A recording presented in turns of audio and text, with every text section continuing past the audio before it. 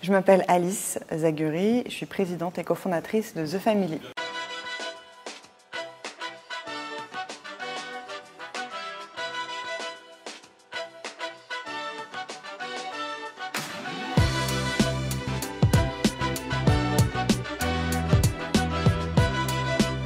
Je devais avoir autour de 26 ans et j'ai monté un modèle qui était une pâle copie de ce qui se faisait en Silicon Valley, qui s'appelle les accélérateurs de start-up.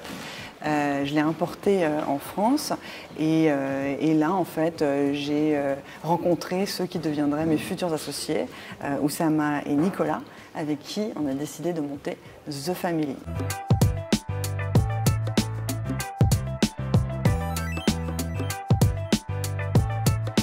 Je n'ai fait que des choses que j'avais pas vraiment d'autre choix. Donc, je m'explique. À l'époque, je sors d'école de commerce et je sens que j'ai une énergie mais qui est frustrée. Parce que je rentre donc dans une galerie d'art, je m'ennuie un peu, on ne me donne pas beaucoup de responsabilités. Je vais dans un collectif d'artistes, au bout d'à peine un an, je me fais virer. Je rentre dans cette association et où là, je vois le potentiel des communautés de hackers, développeurs, codeurs. Et je me dis, ah, je vais les aider. Mais très vite, je me sens bloquée dans un environnement qui n'est pas le mien, en fait. Je suis dans une autre structure que la mienne. Donc, en fait, j'ai jamais vraiment eu le choix, j'ai pas eu d'autre choix que pour pouvoir me sentir à ma place, créer ma place, ou me créer un endroit pour moi.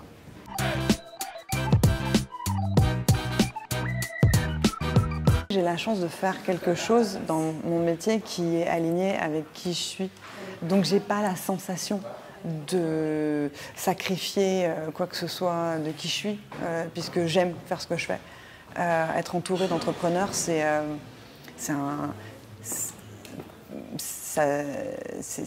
pas comment dire, mais ça donne une dose d'énergie au quotidien qui est hyper plaisante. C'est des gens optimistes. C'est des gens qui ne se la pètent pas aussi, contrairement aux idées reçues qu'on pourrait se faire sur les entrepreneurs. Un entrepreneur, c'est quelqu'un qui sait qu'il ne sait pas, en fait. Et donc qui pose sans arrêt des questions, qui teste des choses et qui doit rester dans une forme d'amateurisme permanent. Et donc c'est génial d'être entouré de gens comme ça parce qu'ils ont un œil curieux sur tout, ils s'intéressent à tout et c'est très enrichissant. On apprend des choses tous les jours, en fait. Voilà. Moi, je me sens comme une amatrice permanente, en fait.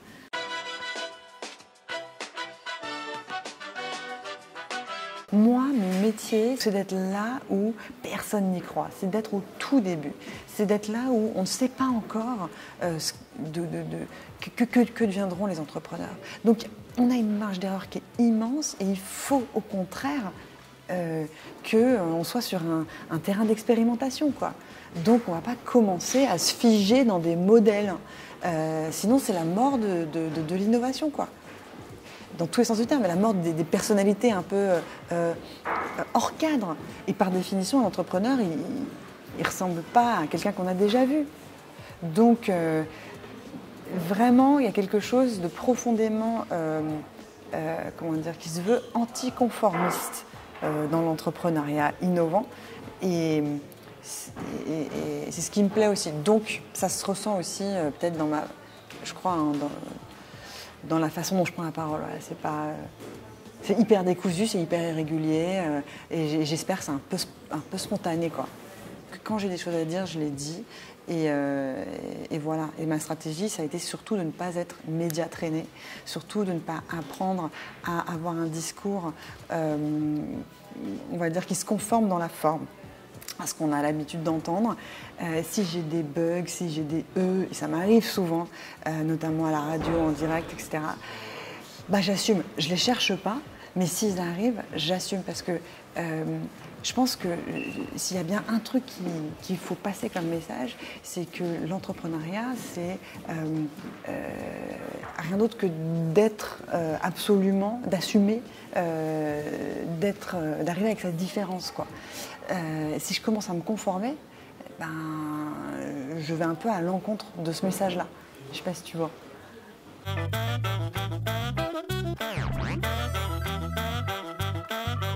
le triptyque des valeurs, en gros, ose et de l'ambition passe à l'action. Care, c'est hyper important pour nous que tu sois toujours dans la bienveillance et c'est pas un mot bullshit, c'est quelque chose qui est une règle d'or au sein de la communauté d'entrepreneurs, l'entraide en fait. Être profondément dans l'ouverture à l'autre et se demander comment est-ce que je peux l'aider, sans savoir forcément comment est-ce que ça va me revenir, mais vraiment avoir cette attitude d'ouverture envers l'autre. Et Share, c'est le partage et c'est l'idée que tout ce que tu apprends, tout ce que tu fais, toutes les expériences que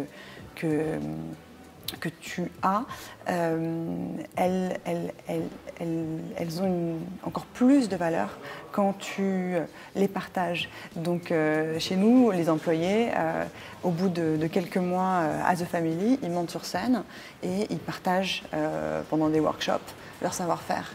Et en fait, c'est une manière de compiler ton savoir et de prendre du recul par rapport à ton expérience et d'être capable de l'enseigner aux autres pour l'enseigner à toi en fait.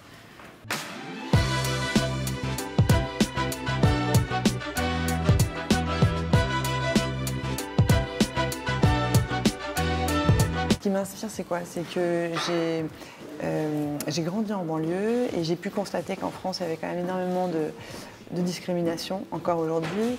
Et moi, j'ai eu la chance d'être dans une famille hyper ouverte, très ambitieuse. J'ai un papa qui m'a vraiment transmis l'envie de me consacrer à fond et pour des belles causes professionnelles. Donc ça, j'en ai hérité et j'ai voulu l'appliquer à ce dont j'étais témoin, quoi. Et j'avais envie que n'importe qui puisse avoir la chance de transformer ses rêves en réalité. C'est aussi simple que ça. Et en fait, je pense que, je te la fais simple, mais en gros, je pense que plus tu as vécu de choses, plus tu es capable de vécu de choses tristes, plus tu es capable d'accomplir de choses joyeuses et grandes. Voilà. Pour moi, ça c'est un peu un truc, peut-être une croyance que j'aime et qui m'a toujours aidée. Et donc je pense qu'il faut puiser dans tout ce qui a pu te blesser, tes expériences les plus douloureuses, pour les transformer et que ça soit un peu ta sève quoi, pour avancer. Je trouve que l'entrepreneuriat, c'est la meilleure façon en tout cas de transformer ses blessures en quelque chose de positif.